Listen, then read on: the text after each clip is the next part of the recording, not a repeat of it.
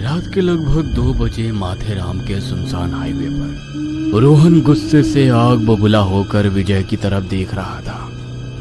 उसके हाथ में एक तेज धार वाला चाकू था। विजय के माथे पर पसीना साफ झलक रहा था।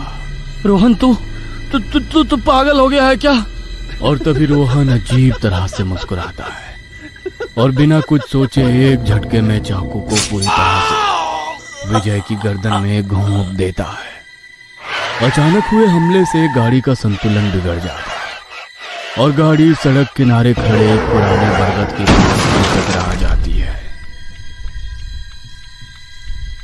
विजय ड्राइविंग सीट पर मरा पड़ा था और उसे देख रोहन जोर जोर से हंस रहा था। तभी एक जोरदार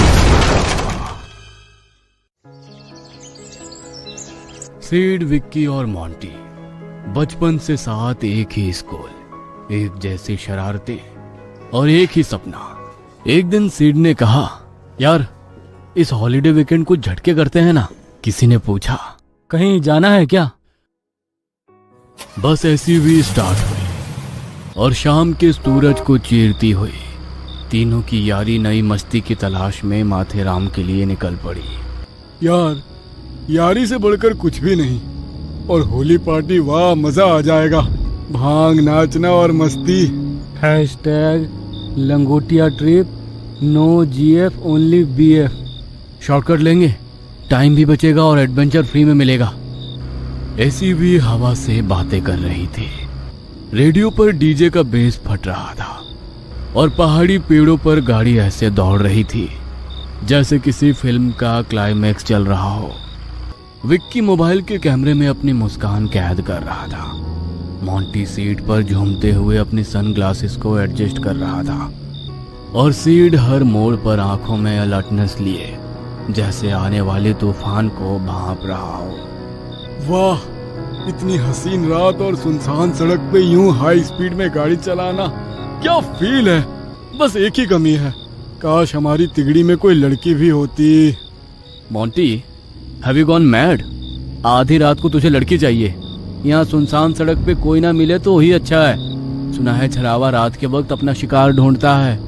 ए भगवान, ये डरपोक हमारा दोस्त कैसे बन गया? छलावा और भूत की बातें 19वीं की सदी में होती थी। मॉडर्न बन। मैं सीरियस हूँ यार। तभी अचानक एसयूवी की हेडलाइट्स में एक लड़की नजर आई, लाल शॉर्ट ड्रेस में, सड़क किनारे बिल्कुल अकेली। वो चुपचाप खड़ी थी, हाथ उठाकर लिफ्ट मांग रही थी। चांदनी जैसे उसके चारों ओर कोई जादुई आभा बना रही थी। गहरी रहस्यमयी आंखें जैसे हर पलक झपकते हुए कोई दास्तान कह रही हो। घुंघराले बाल जो ठंडी हवा में इस तरह लहरा रहे थे जैसे किसी पुराने गाने की धुन पे थिरक रहे हो। और चेहरा इतना मासूम, इतना बेइंतहा हसीन कि वक्त भी कुछ पल के लिए ठहर जाए। मॉन्टी, ब्रेक क्यों मारा? मुझे कुछ गड़बड़ लग रही है। पागल है क्या? इतनी सुनसान जगह में देख, रेड ड्रेस में कैसी हॉट लग रही है। ओए होए, भाई भगवान ने सुन ली। मॉन्टी रुक जा, बात करते हैं। पागल हो गए हो क्या तुम लोग? यह नॉर्मल लड़की नहीं है। रात के 12 बजे इतने सुनसान जंगल में, और वो भी अकेली। चलो यहाँ से, मुझे कुछ गड़बड़ लग रही है।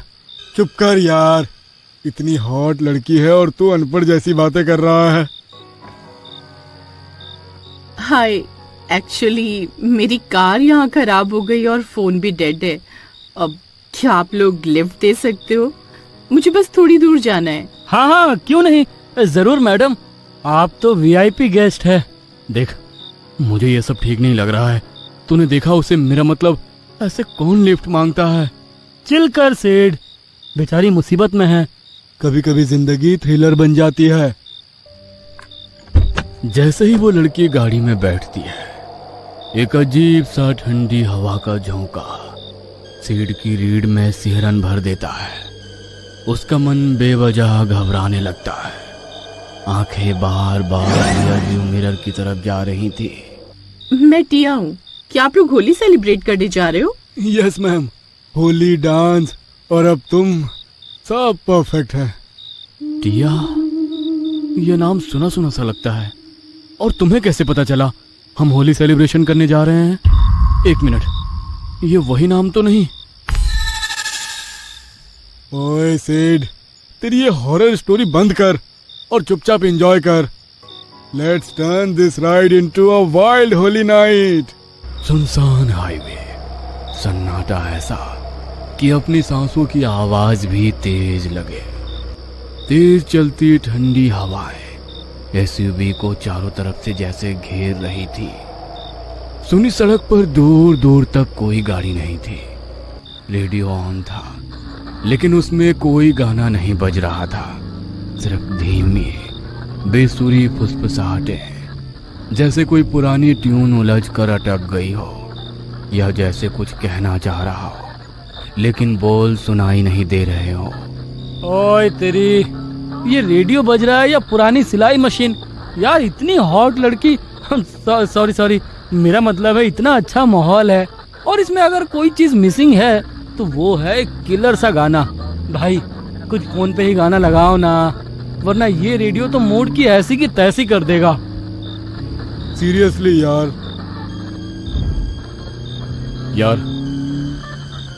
ये लोकेशन फिर से वही दिखा रहा है। हम 20 मिनट से एक ही मोड़ पर घूम रहे हैं। साले, तूने शॉर्टकट लिया या लॉन्ग कट? साले गूगल अंकल भी धोखेबाज निकले। टिया मुस्कुराती है, लेकिन इस बार वो मुस्कान वैसी नहीं थी जैसे पहली बार थी। कुछ तो बदला था। वो मुस्कान अब मायूस नहीं, रहस्यमयी लग रही थी, जैसे वो अपने अंदर कोई भूचाल छुपा कर बैठी हो। उसकी आंखें मुस्कुरा नहीं रही थी, बल्कि किसी राज की परछाई बन चुकी थी। कुछ रास्ते नक्शों में नहीं होते और कुछ सफर खत्म होने के लिए भी नहीं होते। सन्नाटा पसरा था, इतना गहरा कि इंजन की आवाज भी दूर लग रही थी। तभी अचानक रेडियो में एक झटका सा आता है और तेज स्टैटिक की गूंज पूरे कैबिन में फैल जाती है। और शोर के बीच एक फटी फटी अजनबी सी आवाज उभरती है, जैसे कोई बहुत दूर से कुछ कहने की कोशिश कर रहा हो, या जैसे कोई अधूरी चेतावनी अब सुनाई दे रही हो, लेकिन बहुत देर हो चुकी हो। जो रास्ता तुम चल रहे हो वो पहले भी कई चल चुके हैं, लेकिन लौटे कोई नहीं। तीनों उछल पड़ते हैं, जैसे किसी ने एक साथ उनकी धड़कनों को पकड़ लिया हो। सीट घबराकर झट से रेडियो बंद करता है। केबिन में अब बस भारी सांसों की आवाज गूंज रही थी। उसी पल खिड़की के बाहर कुछ हलचल होती है। सीट की नजर झट से उस तरफ जाती है। झाड़ियों के पीछे से एक धुंधली सफेद सी आकृति दिखती है और फिर अंधेरे में गुम हो जाती है। तुम सबने देखा क्या? कोई कुछ नहीं कहता। एसयूवी के अंदर अजीब सी खामोशी छा जाती है। सीट पीछे पलट के देखता है, वहां सिर्फ काली धुंध थी। रास्ता जैसे गायब हो चुका था। यार ये जगह और ये लड़की, ये सब नॉर्मल नहीं है मॉन्टी। यार stop it Sid. I am sorry Tia, Sid की बेवकूफी के लिए ये ऐसी बातें करता रहता है। सीड की आंखों में हल्की बेचैनी थी, लेकिन विक्की और मॉन्टी फिर से मजाक के मूड में थे। भाई भूख से जान जा रही है, कोई ढाबा दिखे तो रोकना। ओ हेल्थ फ्रीक, तुझे भी भूख लगती है? कुछ दूर जाते ही अचानक एक हल्की सी टिमटिमाती रोशनी नजर आती है। एक पुराना सा ढाबा जो अंधेरे में जैसे एकमात्र उम्मीद की लौ बनकर चमक रहा था। बस वहीं रुक यार, मुझे खाना नहीं मिला तो आज मैं तुम सबको ही खा जाऊंगा। एसयूवी धीरे धीरे ढाबे के पास रुकती है और बाहर का सन्नाटा जैसे हर चीज को निगल रहा हो। वहां बैठा बूढ़ा मालिक, उसका चेहरा झुर्रियों से भरा हुआ था और उसकी आंखें अंदर धसी हुई थी। भाई कुछ टेस्टी है क्या? आज तो खास गोश्त बनाया है, ताजा है, बहुत ताजा, इतना खास कि हड्डियां भी नरम है। भाई ये बुढ़ऊ रात के 3 बजे हड्डियों की बात क्यों कर रहा है? मुझे कुछ ठीक नहीं लग रहा है। भाई गोट करी होगी। तू जो ये ज्यादा हॉरर नेटफ्लिक्स देखता है ना, ये सब उसी का असर है। तभी सीड की नजर अचानक ढाबे के दीवार पर टंगी एक पुरानी फोटो पर पड़ती है। वो फोटो धुंधली और फटी हुई थी, लेकिन उसमें साफ साफ एक लड़की दिखाई दे रही थी। उसका चेहरा बिल्कुल टिया जैसा था। सीड की दिल की धड़कन तेज हो जाती है जब उसकी नजर उस फटी तस्वीर के नीचे लिखे साल पर जाती है। 1880। वही लड़की, वही जगह और वही मुस्कान। लेकिन ये सब क्या है? मोंटी, विक्की, ये फोटो देखो जल्दी। ये तो बिल्कुल टिया जैसी लग रही है। क्या बकवास है यार, तू फिर शुरू हो गया। वक्त कभी नहीं रुकता, लेकिन कुछ यादें हमेशा यहीं कैद होकर रहती हैं। तभी बूढ़ा ढाबा मालिक उठता है, लेकिन उसकी आंखों में अब डर नहीं बल्कि चेतावनी थी। अब भी वक्त है, लौट जाओ यहां से, वरना तुम में से कोई भी सुबह का सूरज नहीं देख पाएगा। घबराकर वो चारों गाड़ी में बैठ जाते हैं। अब गाड़ी के शीशे धुंधले पड़ चुके थे, जैसे किसी ने उसे वक्त की धुंध में छोड़ दिया हो। चलो, कहीं सफर अधूरा न रह जाए। एसयूवी की रफ्तार अब बहुत बढ़ चुकी थी। गाड़ी के अंदर का माहौल अब खून, शक और चीखों से भरा हुआ था।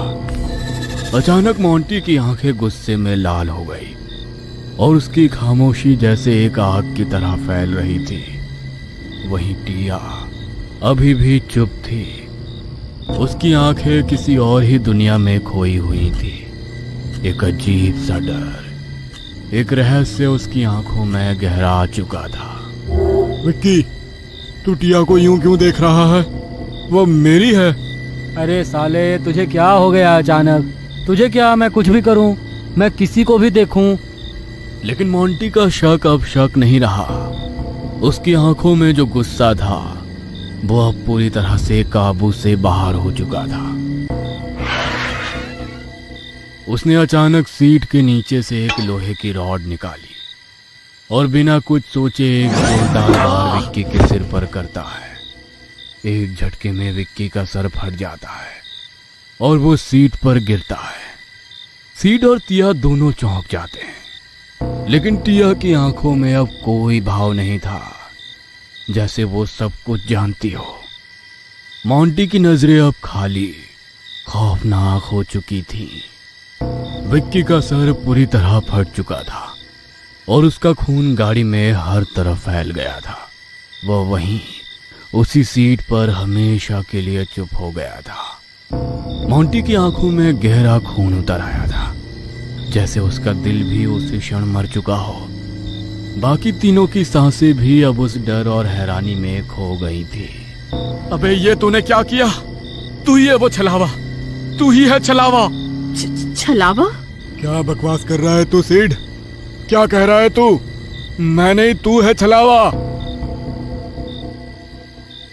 इनकी गाड़ी जब जंगल के चौराहे पर पहुंची थी, तब सीड ने बाथरूम जाने के लिए गाड़ी रोकी थी और वो उसी पेड़ के पीछे गया जहां छलावा पहले से ही उसका इंतजार कर रहा था। और तभी उस छलावे ने उसके शरीर पे कब्जा कर लिया था।